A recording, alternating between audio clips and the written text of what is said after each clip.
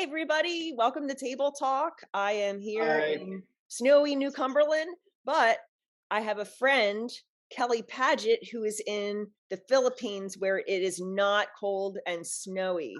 That's right. Oh, is It's that never right? it's never it's never snowed here other than like volcanic ash, and that's it. And it's very similar, but it's not cold at all, and it doesn't taste good on your tongue. I can tell you that. Yeah. Oh, totally. But Yeah. yeah, So my friend Kelly agreed to be our special guest here on Table Talk this week. And I talked him into it because I talked about him actually in the message this week about Joseph and the setbacks and setups. He's the person I related to is starting this ministry in the Philippines for those who have been in sex trafficking and mm, created a safe house. And but even in the midst of that, just like the dream of that, how that came to fruition, there's been a lot yeah, of stuff going on. So he agreed to do this even though it's like what, 13 hours ahead of us. 13 hours. Yeah, You're almost in tomorrow. Isn't that kind of yeah. crazy? Well, if you check your Facebook feed, I did post the Powerball numbers for today, so you may have Okay. chance to play them yet. I don't know. So it's up to you. It's fun living in the future. Yeah, I know, that's super cool. Yeah, yeah, we talked, I guess it was last night our time, and it was already tomorrow, and Yeah, anyway, we're like, I was already yeah. in your tomorrow. Yeah, so Kelly and I had served together at a church in the past, and so he's a pastor just like me, but once again has this special call that God gave him, this Mhm. dream that God gave him. So I thought it would be very appropriate to have him share a little bit about that today. But also he had a Yeah. chance due to with technology to watch the message and really relate. We've Mhm. been in this story Start Dreaming Again, or series Start Dreaming Again, where we're walking through the story of Joseph in the Old Testament. And I don't know, for me, it's just been um I don't know, just a kind of a good place for me to start at the beginning of a new Right. year too, with dreams and not necessarily resolutions, but like, where is God leading? Where is he going? Where's he calling? Yeah, so Kelly, if you could just share a little bit, what is the dream? I know it was like several years ago, a dream Yeah, while you were serving in a it's church, what God did. yeah, it's so weird to think that it's been a few years because it's been such a tumultuous couple of years after the dream. But I just want to say to the folks, like I understand what it feels like to not want to dream because I've had quite a few unrealized dreams, and you start to lose hope in it at times, and so you kind of feel like a fool. And I think that's one of those things that over time that I've learned, allowing God's timing to unfold, and it requires an exorbitant amount of patience on our part sometimes, but then also recognizing sometimes our discernment, like we want so badly like some of our dreams to be God dreams, and they're really just our desires kind of manifesting, and then when they don't happen we get all tangled up with God, and it's weird. But then there's those ones that come along, you dream them, and all of a sudden it's like it God seems to place other people in your life that affirm these dreams. And so what happened was basically I had come to the Philippines, and make this very brief because it could take forever, but I came to the Great Philippines, story. and walking around, I just remember I was in Manila. I was walking around with my now wife, and I saw kind of girls with numbers on them in bikinis, and I'd sort of like seen YouTube videos, talking about this, but I wasn't quite clear. So started talking about this, and basically they were for rent, if you will, right? You could go in and pay $60 US, and you could take them for the night and do whatever you want. So it broke my heart at that time. And like every other American, I thought, okay, I'm going to raise money and try to figure this out, right? And then God's like, no, I don't want you to raise money. So one night I had this crazy dream.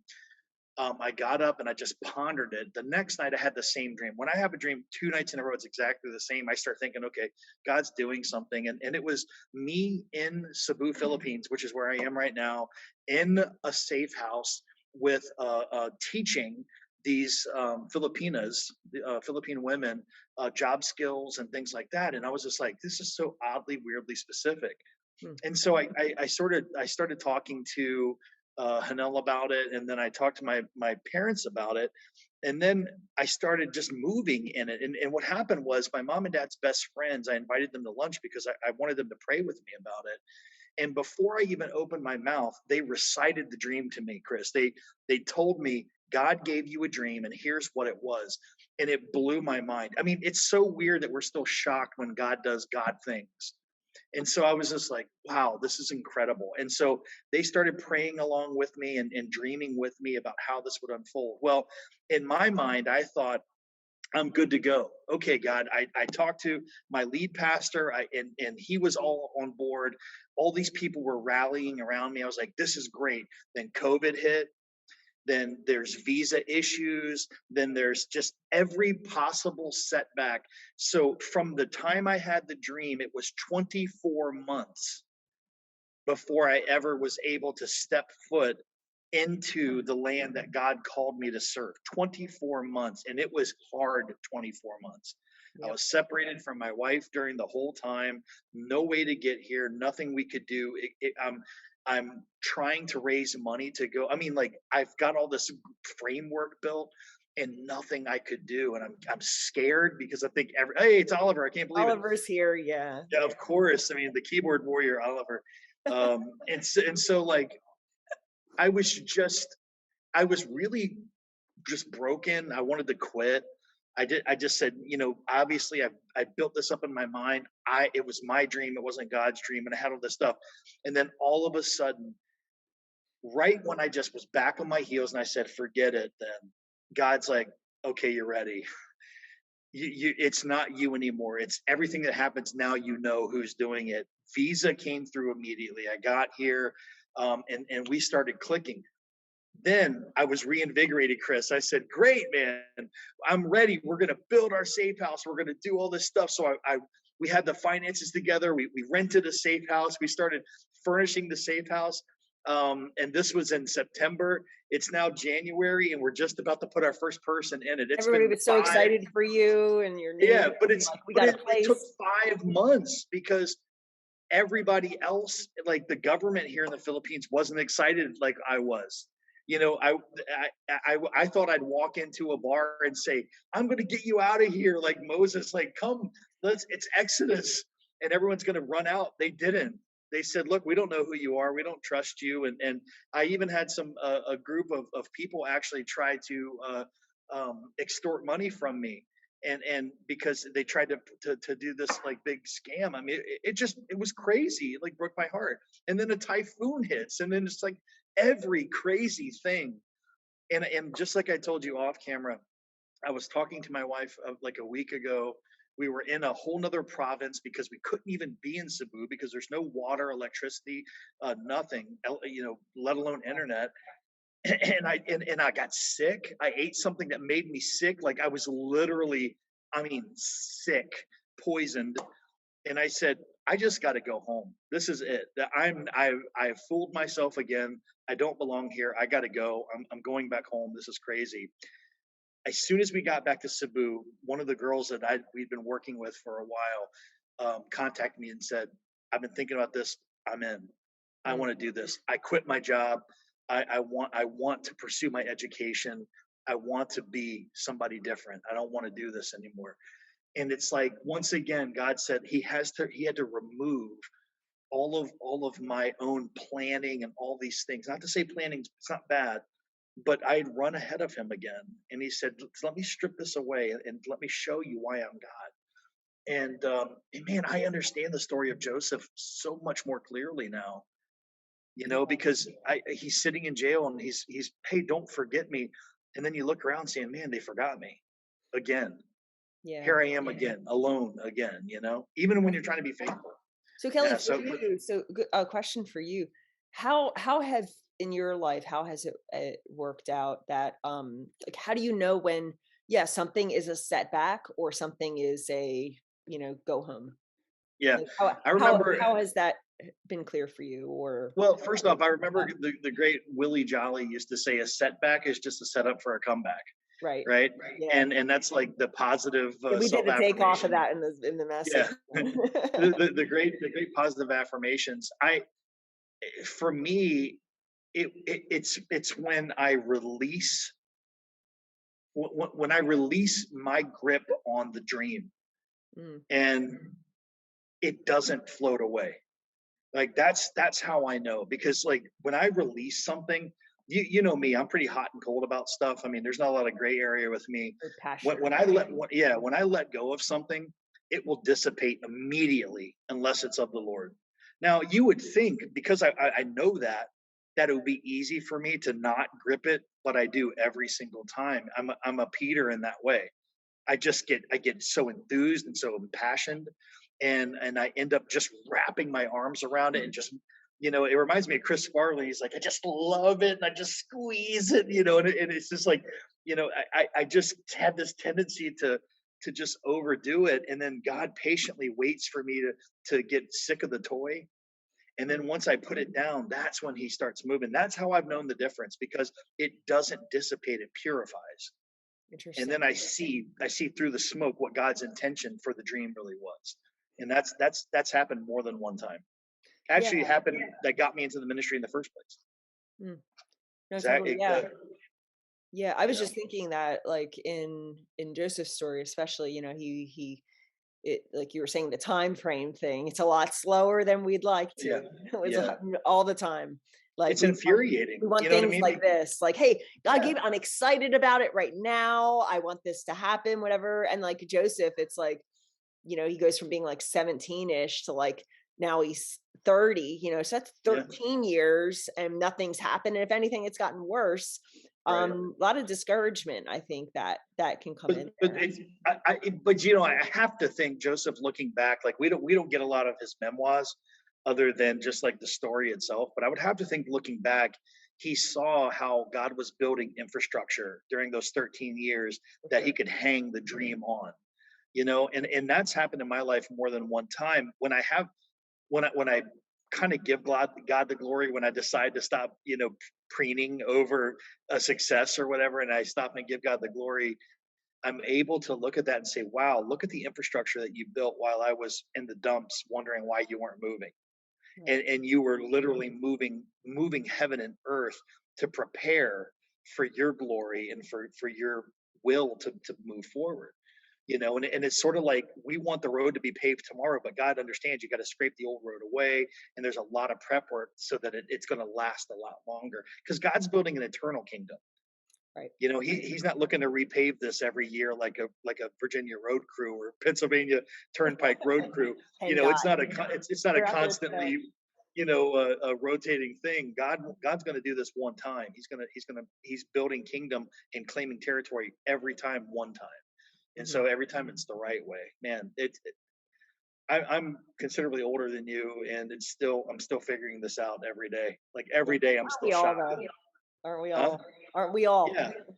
I mean, praise the Lord for that, right? That He still gives us the opportunity to keep learning that way. And I have to feel that Joseph, up until the day he died, he was still learning Mm. about God's provision, and probably shocked at at just the magnitude of how this weird two dreams that he had has turned into this like entire population saving act. And I mean, it's just crazy. Yeah. And I love the story so much, but Yeah. I understand the frustration.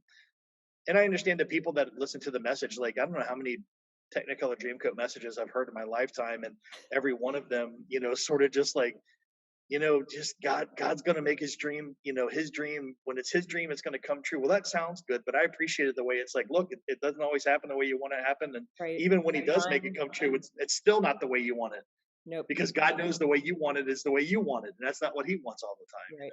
And the work that God wants to do in us, even I think through the process piece, we're always people of that destination, the final Yeah. product, that kind of thing. But it's, even in the story, Jesus, Jesus is later. A type Joseph, of Joseph is a type of Jesus, yeah. yeah, it is. But in Joseph, like going from this very like, kind of arrogant, kind of, I say like snot-nosed kid that's like, hey Mhm. guys, I'm gonna be like leading you, like kind Yeah. of bratty, to being like a different person, even, through the trials and that kind of thing. Unrecognizable to his own brothers, right? Right, right. Yeah, we'll get to that. So question for you, Kelly. So just especially like through this process, you receive this dream, this ministry, how is it going to come to be, all these kind of setbacks. Um how has God been working in you? How has God been transforming you? That's so funny that you asked that because I was going to add something, and then you just kind of moved right into. Here's one thing that God revealed to me about the unfolding of His dream, and especially in my life.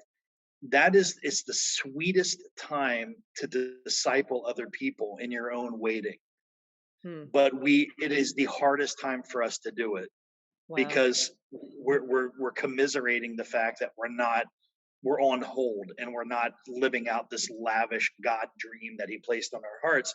And that's exactly when God wants us to do the work and labor in the field.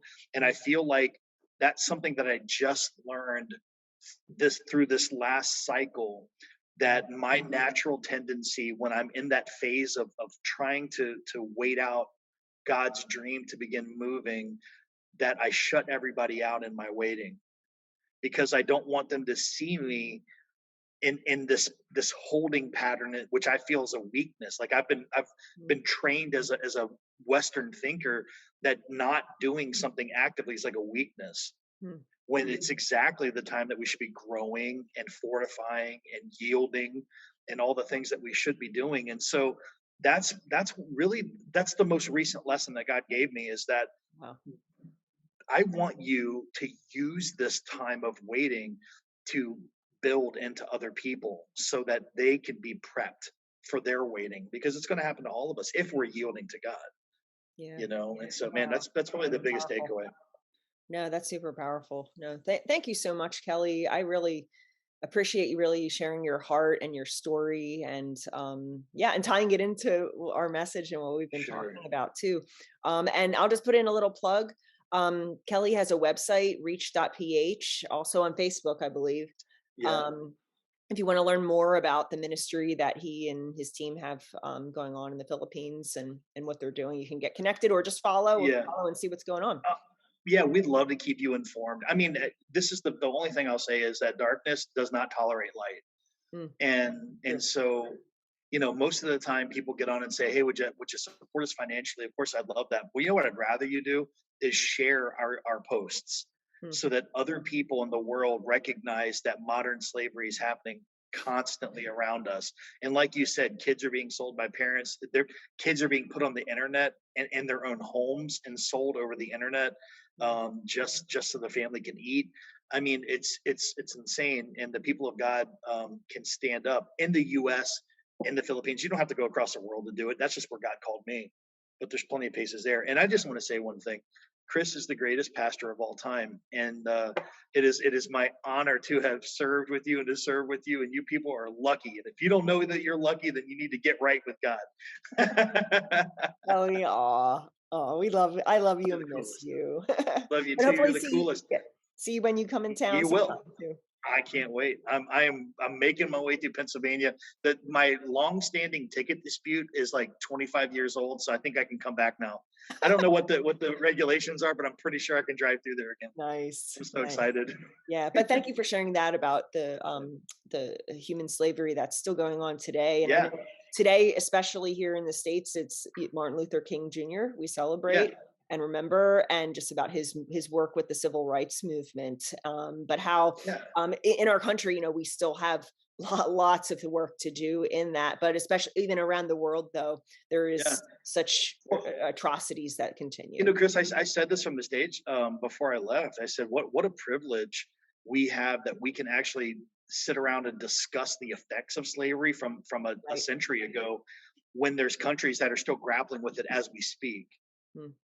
And before we get too terribly wrapped up in worrying about what happened, we need to move forward and grow together in that. But we also need to lift our eyes another notch up and say, "Wow, this is still happening today. Let's eradicate it globally, and then all deal with the repercussions of it and heal together."